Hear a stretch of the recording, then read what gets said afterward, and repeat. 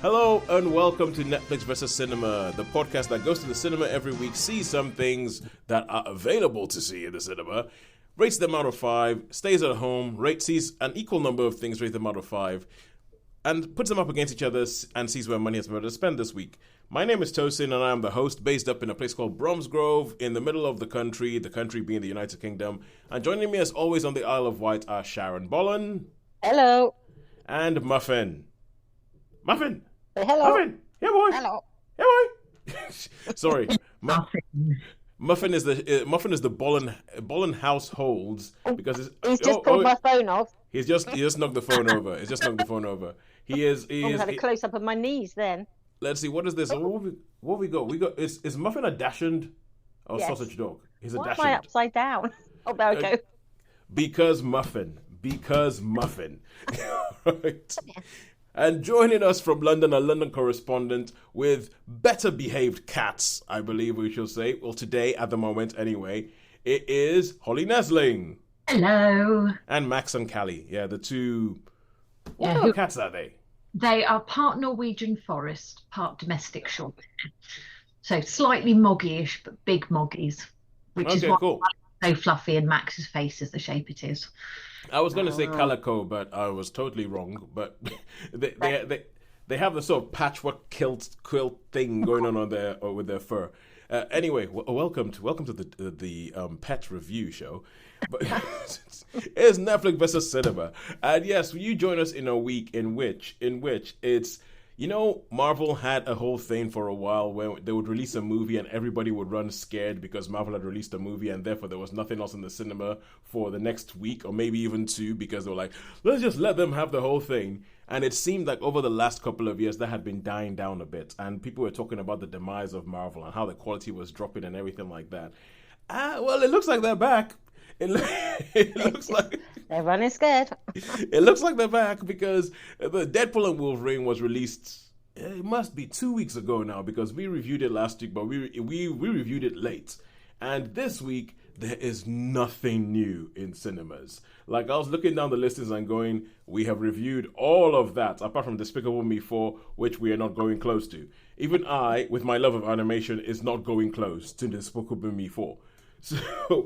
So this week I think we don't have Shaun with us, and Shaun is, as we said last week, is the last bastion of cinema attendance, and this week he's actually, even though he's not here, he's done his job because he dragged you along, Sharon, didn't he? He dragged. Yeah, we went to a secret screening, Okay. and yeah, in a week when there's nothing been released, you're going to be seeing something either quirky or it's the only way you're going to get anyone to see it. Yeah, Well, it was one of those. Yeah, they're like, well, there's nothing else. What are you gonna watch? Nothing. Yeah. If we advertised it, no one will turn up. But if we say it's a secret screening, we'll get a screen full of people, even if they don't stay. Oh, well, this is going to be interesting. So what was the name of this secret film that may or may not have left people cold? It's called Kneecap. Kneecap. Yes. Kneecap. All right, I look forward to hearing about that. I don't want to hear anything before you start reviewing it, but I am beginning to get images in my head. And at home, Holly, you are the one who's representing Netflix and Friends this week, and you have seen House of the Dragon. House of the Dragon Season 2.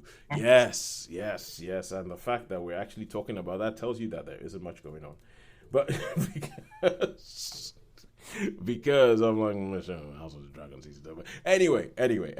But first of all, last week we had some correspondence from Taiwo Bello, my cousin, who told us a little bit about what he's done. And now we have correspondence from somebody who I am not sure any of us actually know. This is somebody called Marcus Clearspring. At least on Twitter, they're called Marcus Clearspring at WordIT UK or Wordit UK. I'm not sure. And Marcus every now and then gets in touch with us. And the last time was in March of 2023. And then all of a sudden something comes up out of the blue and you're like, oh, whoa, no, good Lord. He's actually, and this is someone who actually listens. And every now and then we'll come up with something and you can tell they listen to the entire podcast because every now and then they'll just come up and they'll pick some obscure thing that I don't think is in the YouTube videos that we do anything, and it's just like from minute 23.1 something like that. And so Marcus said this time round, you mentioned in the latest episode that Inside Out 2 has overtaken Barbie at the box office.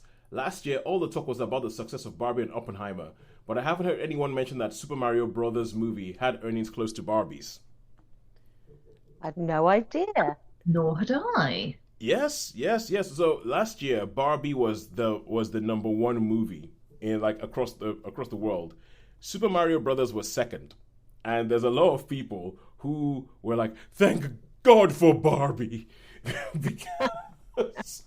because I think there are a lot of people who would have died a little bit inside if Super Mario Brothers had been the number one, the highest grossest movie of last year. Now, it wasn't great, but I'm a Mario kid. I'm a Nintendo kid at heart. I quite liked it.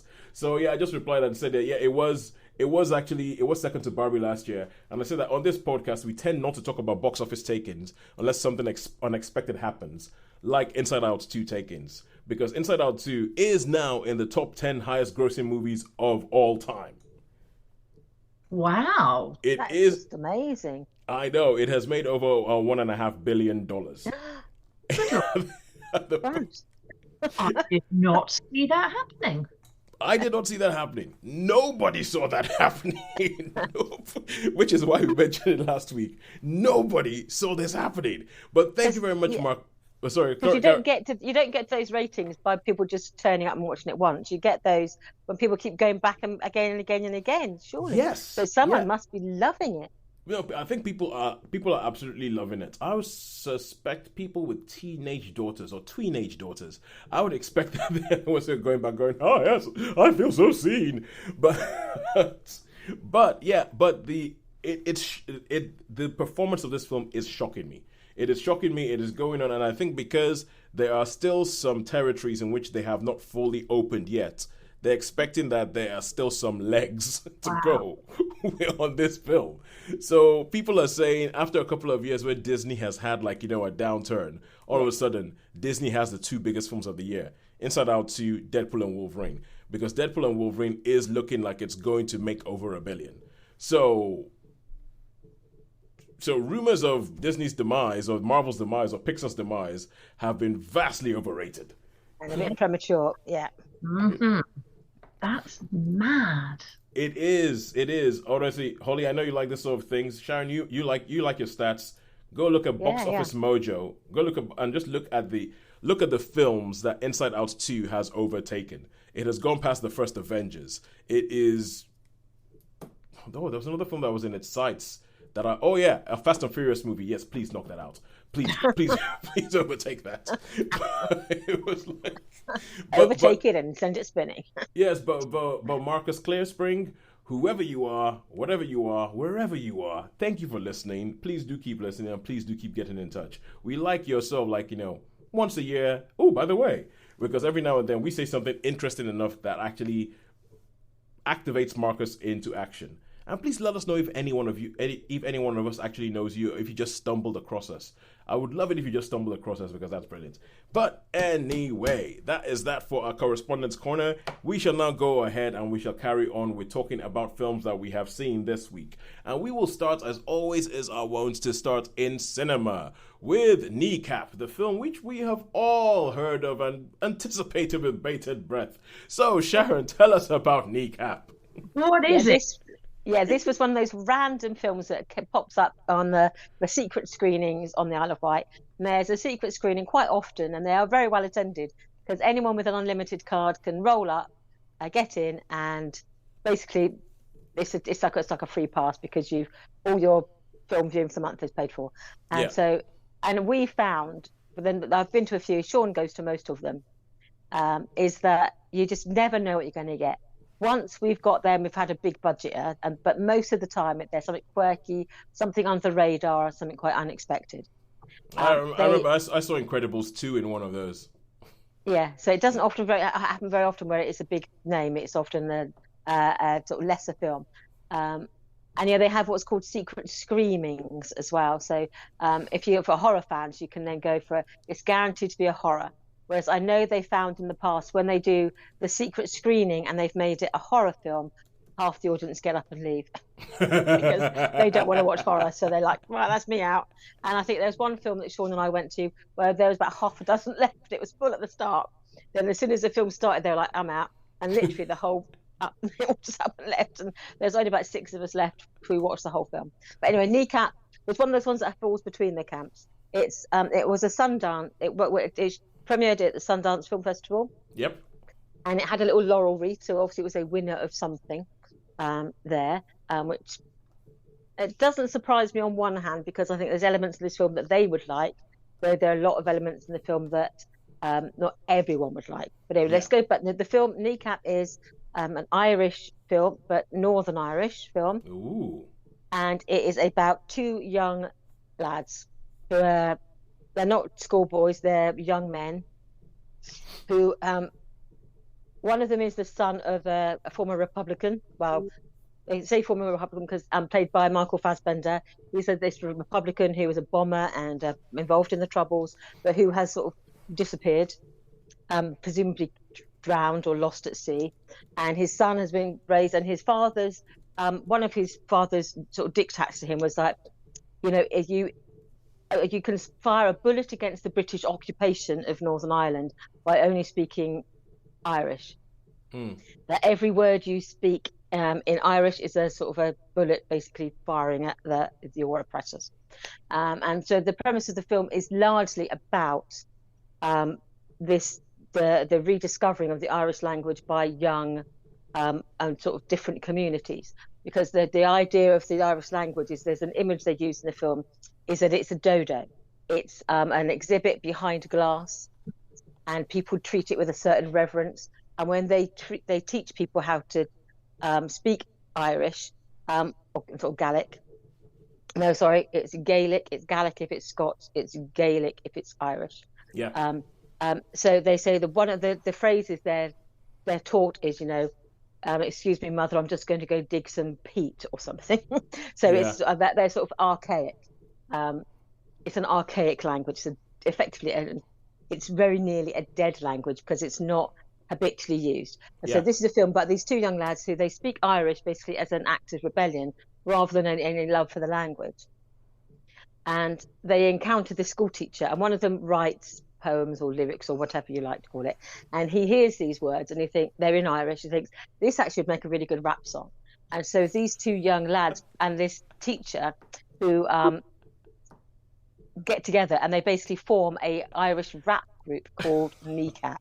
And they choose the name Kneecap because basically when you think of Ireland or Northern Ireland at a certain period of time, you think of troubles, bombings, kneecappings.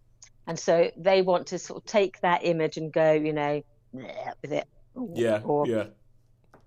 And so that is it's an Irish speaking rap group from Northern Ireland speaking Gaelic. I think I love this. There are elements of the premise of this. The premise of it, yes. So it's the premise is really interesting because it's like taking what could be a dead language and saying, okay, what is the most radical thing you can do with a dead language is like turn it into the most sort of, I don't know, in your face art form, and completely countercultural. Because when you think of Irish music, you do tend to think of the fiddle and the sort of the sort of, I don't know, the clanad types or the like Danny Boy or Riverdance. That's when you think of Irish music, and they're saying no, we are young men, so we like listening to that, but we are not. We want to bring it into our culture. So that's the idea. But also that whole spirit behind that whole thing, it is very rap, like 1980s rap things, when you have like people like Public Enemy with Fight the Power and NWA with The Police. And it's, that is very, I actually think that there's a lot of affinity between what they're saying there and like the origins of rap and hip hop and stuff like that. So I like the idea of this. So that's the idea. What's the execution like? The execution, for me, I am not the target audience for this film. I am an English folk listening, quite starchy in my opinion. So I don't like swearing. I don't drink. I certainly have never taken drugs in my life.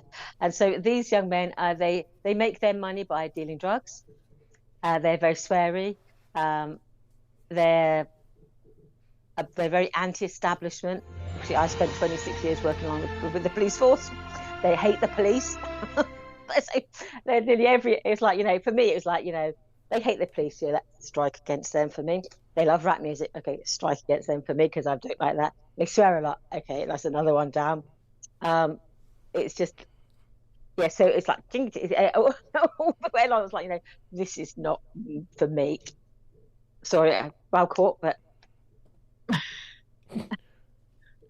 so yeah, it wasn't for me. There were quick elements. You get animated bits on the screen. It's subtitled.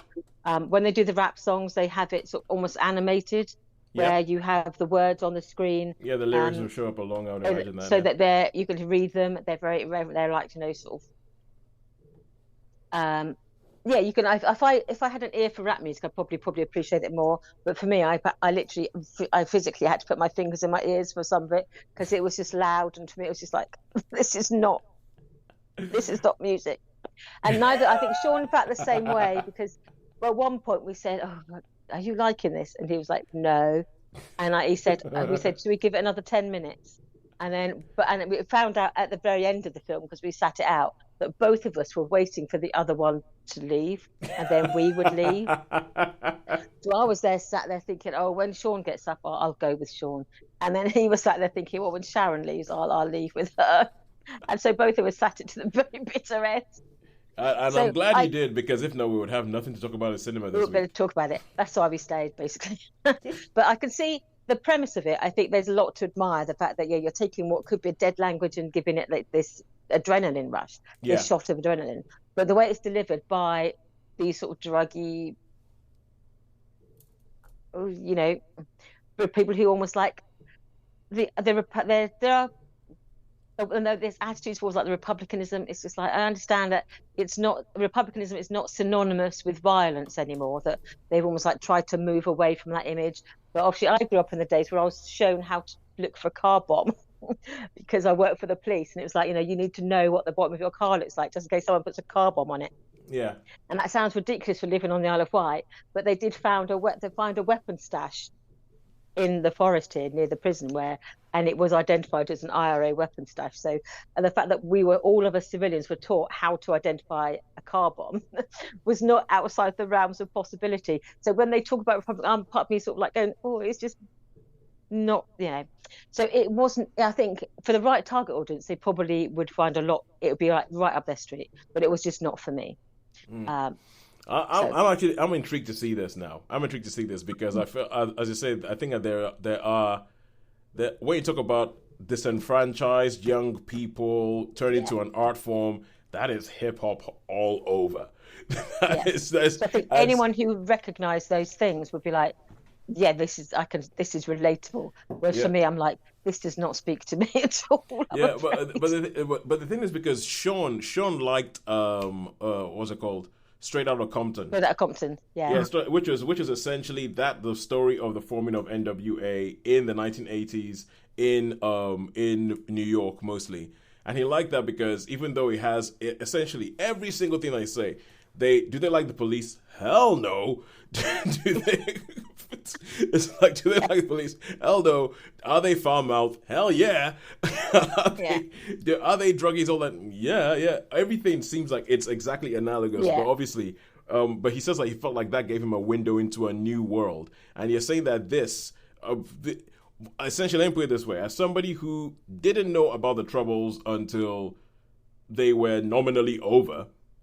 Like didn't know about it until they're over, and that's not something that I have a lot of distance from. Like to the point where like I don't even know what they were fighting about. I still find it really hard to figure out what they were fighting. Well, actually, the characters in the films are very much like that. They're almost like what Troubles, because they were all the main protagonists in this film were all born after the Good Friday Agreement. So for them, it's like that is just like it's not relevant. Yeah. Okay.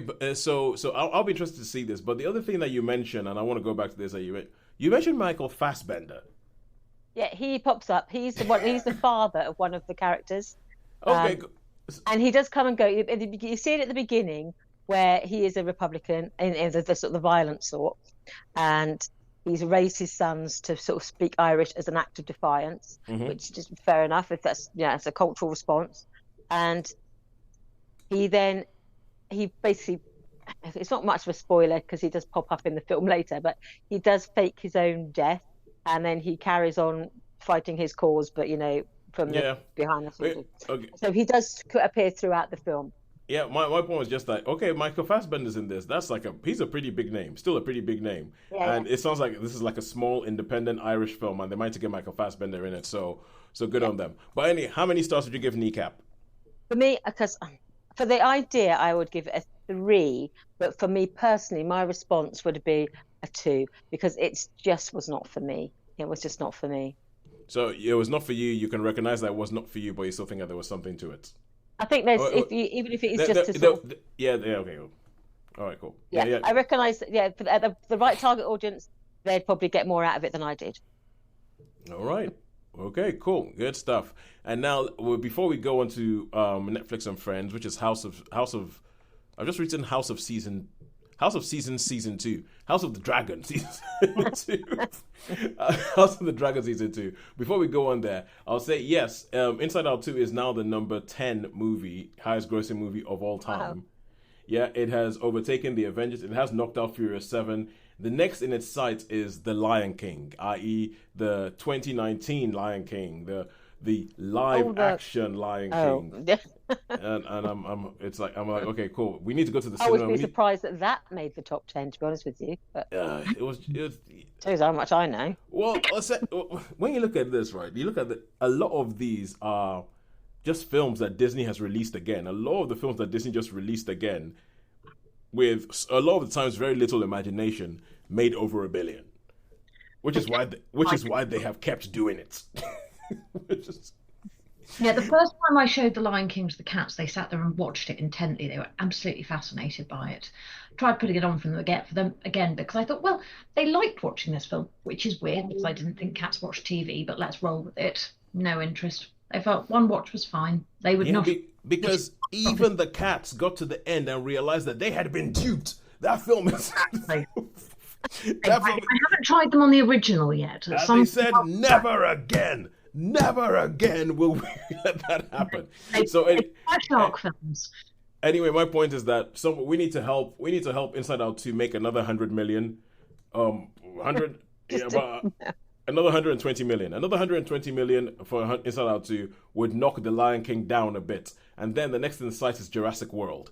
But although it's like looking at Box Office Mojo, there are, in the history of film, there have been 54 films that have made over $1 billion. Ollie. Yep. Mad. Anyway, moving on. Let us talk about Netflix and Friends, and we are going to talk House of the Cards. Pick a word, any word. House of the Dragon. We're going to talk House of Gucci, the House of Gucci. House of who knows what. The House of something. The House of the Spirit. We're gonna talk House of the Dragon Season 2 on Now TV, Sky Atlantic, whatever you want to call it. Holly, stop me talking and talk about this this TV show, please. So, let us put Tosin out of his misery. House of the Dragon Season 2 is, unsurprisingly, the second season of House of the Dragon. House of the Dragon is based upon a very large book by George R.R. Martin, which was written as an adjunct to the Game of Thrones / Song of Ice and Fire series, and is written as a history book set prior to the events of A Song of Ice and Fire.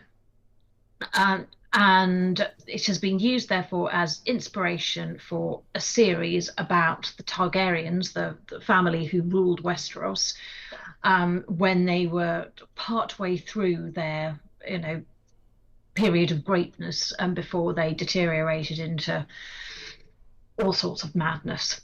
In the first series, as a very, very brief summary, the king, who is ruling at the time, has named his daughter as heir to the throne in rather than his brother.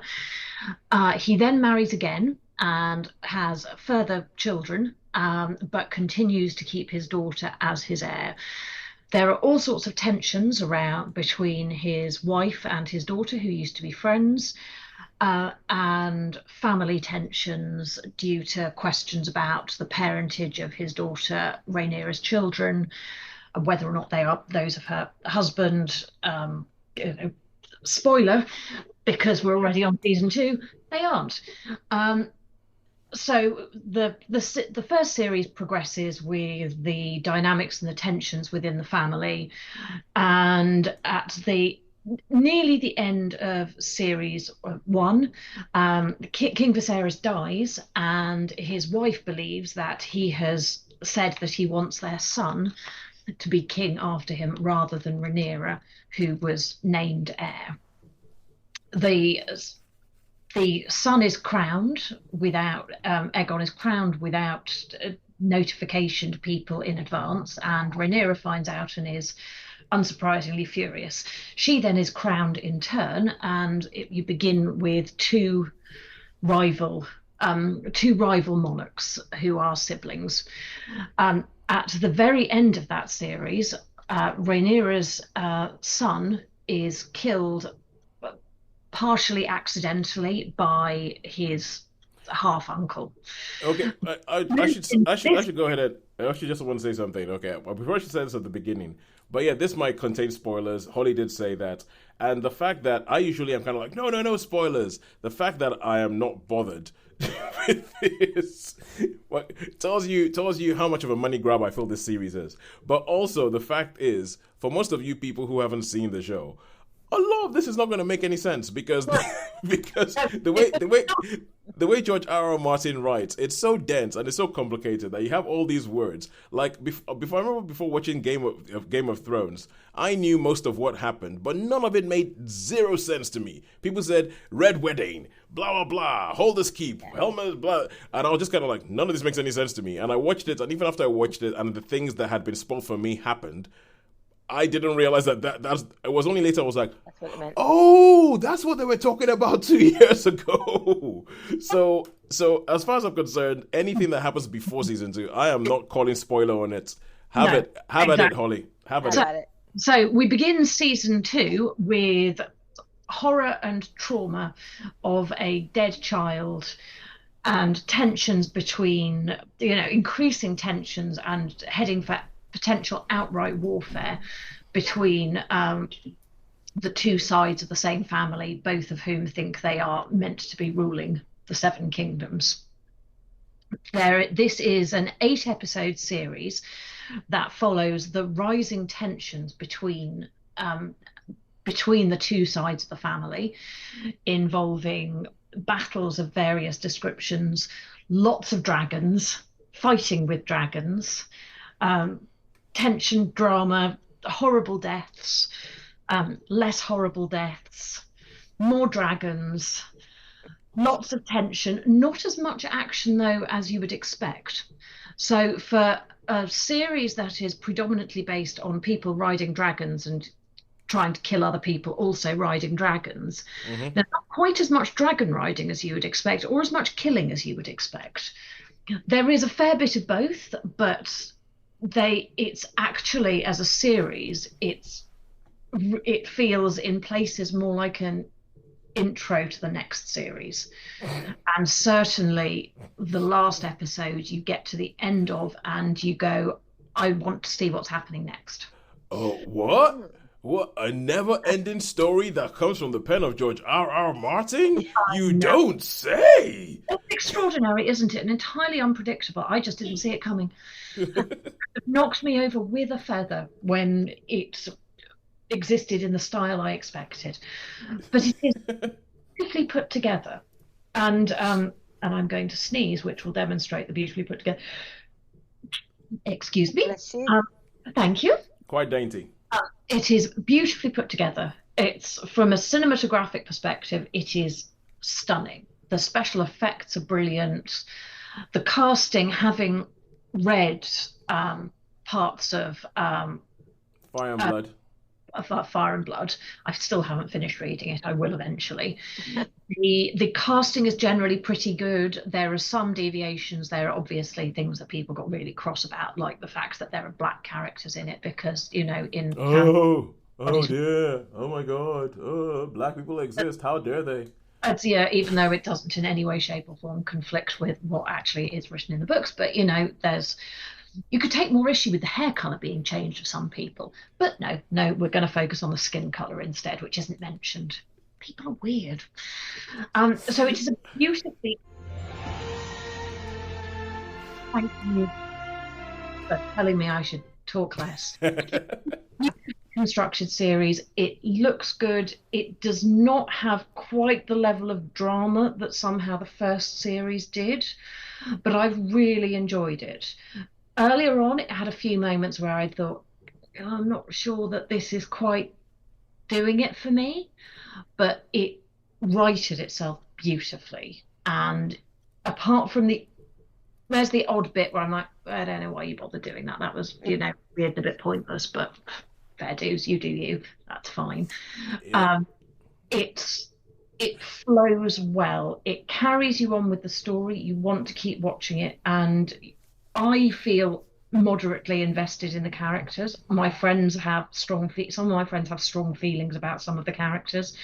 Message me saying, "Well, always said I didn't like her." Okay, so you just sort of said it.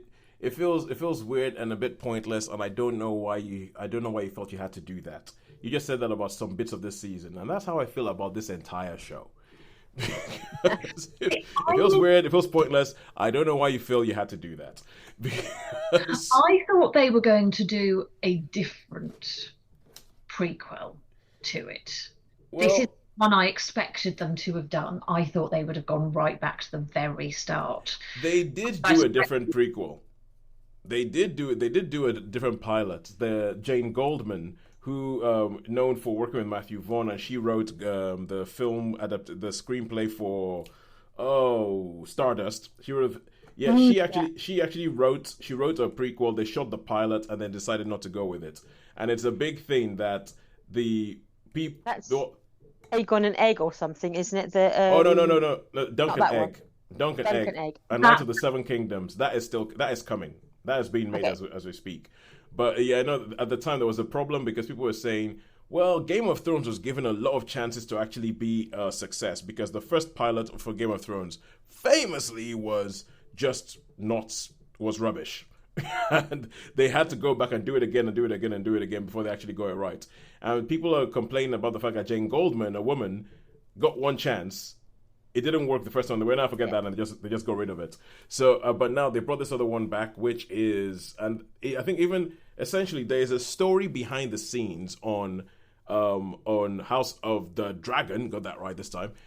The story behind the scenes about the showrunner, how they changed the showrunner from season one to season two. That is befitting of House of the Dragon when it comes to all the shenanigans that have been going on and all that.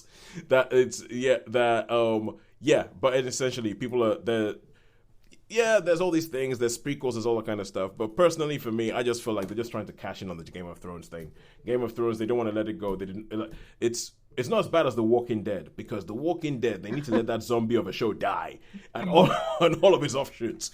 But yeah, it's They not as bad keep as that. going. They keep coming. They keep finding other ways of bringing it. I just cannot be bothered. But anyway, You how neither. many stars would you give for somebody who can be bothered to watch House of the Dragon? How many stars would you give season two? I'm going to give it a solid 4. I Okay. I think it has moments that are a 5 and moments that are a 3. So on it averages itself out nicely, but I would say probably the last 2 episodes are up to a 5. Some of the earlier ones less so. So yeah, 4 would recommend. Enjoyable watching, but I think probably actually good to binge because it could be when some of the earlier episodes, if they're not quite as fast, it actually helps to watch the next one and see the flow Go through. straight on. Would you recommend doing a double binge, starting with season one and going through them both? the think continuity. I think I probably would, and I will actually. I rewatched season one just before, and I will probably do a rewatch of season one and then straight into season Because two. I Do it I all was waiting for all of the episodes to be available because I didn't want to do like the weekly drip drip drip with it. now. Because I lose. I'm completely sold in on the binge watching generation now. I'm up to date on some things. I'm modern about some things, Oh, no, not many. So you I was going to do a double binge. I was going to do 1 and 2 back to back. Yeah, I would, and I will do the same again, so we can compare notes via WhatsApp. and I will doff my hats to you because I cannot binge watch. I feel terrible after watching like 5 episodes of a show back to back. I feel lackluster. I feel listless. I feel like I have wasted my life. So, so 4 stars for House of the Dragon season 2. Although I'll tell you one thing, there was something that happened this week because I listened to the Empire podcast, and the Pilot TV podcast, and I actually felt quite vindicated because a couple of times, we've called this show Netflix versus cinema, and people are like, "Well, you don't only talk about Netflix, you talk about Prime Video, and you talk about Now TV, and you talk about Apple TV Plus, and all these different things." And I'm like, yeah, but cinema versus sofa doesn't have the same. Actually, maybe that does have a good ring to it. Sounds too bad. Yeah, cinema versus sofa. Yes, okay. Maybe I am contradicting my own point here. But anyway, the fact is that they had this whole thing where they talked about the relative viewing figures of all the different streaming platforms or the hours that, and apparently let's say Apple TV Plus. Apple TV Plus is about the 4th most watched thing, and the viewing figures or the viewing hours for Apple TV Plus in a month are around about what Netflix gets in a day. So, Wow. Oh, yes. Yes, so Netflix is still by far still dominance. if you'll excuse the gender term, the daddy.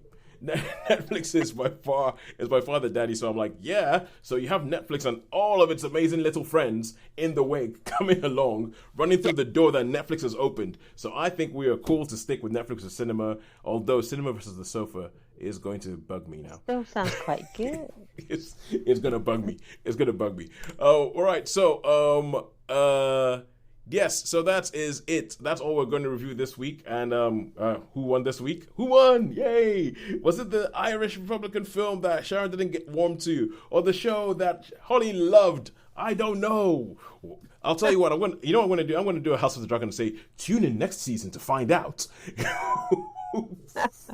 Fix one. It's like, no, I will not be here. Sorry, I have other things to do. I have the name of a show to misremember. So I will. We can all do that. Early night for you. All right, cool. So I think that's it until next week when, God knows, because I think recently we've been looking at. Let me just have a quick look at my local cinema, View Cinema Redditch, and see if we have gotten to that stage where people have decided to stick their heads above the parapet to see what else could come. So let's see, Monday next week, the number one thing they put on there is Despicable Me 4, Deadpool vs. Wolverine, something called It Ends With Us. Did you say Netflix versus Wolverine? I might have said Netflix versus Wolverine. Deadpool and Wolverine. Can you tell I have a 10-month-old at home who's having sleep pattern issues? I've never guessed. Can you tell? What are you talking about? Netflix versus Wolverine. Tune in next week to Netflix versus Wolverine, a new podcast we're starting. We'll come in fancy dress. Yeah, there's a film called It Ends With Us that's being released with. Oh yes, based on the Colleen Hoover book. Yeah, Yes. Blake Lively. I know nothing about it other than that it's got Blake Lively in it because I keep seeing the posters and going, it's a film with Blake Lively in it. Yeah, Yes, and I know the book, but I've not seen it. I'm like, I'm aware. I've read it. I'm aware of the book, but I've not read it. And not being cynical at all, but I mean, this would have nothing to do with the fact that she is married to Ryan Reynolds, who is the star of the biggest film at the moment. Yeah. That they just happen to find out, oh my God, there's a release slot right here, right after your husband's film comes out. Yeah. But anyway. Ooh, Borderlands. That's a bit fun. Okay, so Borderlands is out. Trap is out. Oh. There's potential then. Yeah, Borderlands and Trap. Those are two films I actually want to see. Maybe more so Trap because that's Josh Hartnett and an M. Night Shyamalan film, which I'm like, well, but there's probably no bit of that sentence I don't like. So, okay, cool. Yeah, we will find something next week. Or Sean will. Sean will go to the cinema. Sean will track it down. Sean will track it down and hold it down until it submits. and I will try and open my eyes after, 3 o'clock. I tell you what, I'll watch something at home at 3 o'clock in the morning when I'm trying to get my daughter to sleep. And that much I can promise. That much I can promise. Until that time next week, it's a good time. It's a goodbye. Oh, good Lord. I need to go to bed. It's a goodbye from me. A goodbye from me. A goodbye from me and a good night to Tosin. Good night. Good night. Yes, a good time from me. Good time, for goodness sake. Thank you so much for joining us.